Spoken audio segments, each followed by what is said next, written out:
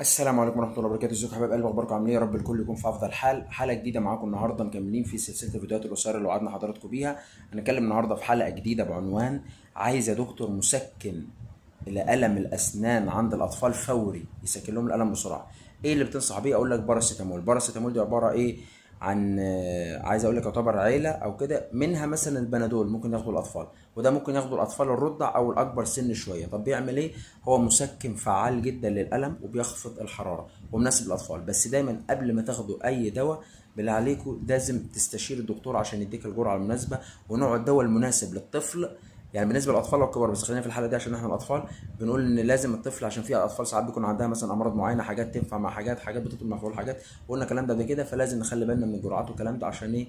ما تاذيش الطفل، تبقى بتصلح حاجه وتبوظ حاجه تانية. اشوفكم الحلقه الجايه. السلام عليكم ورحمه الله وبركاته.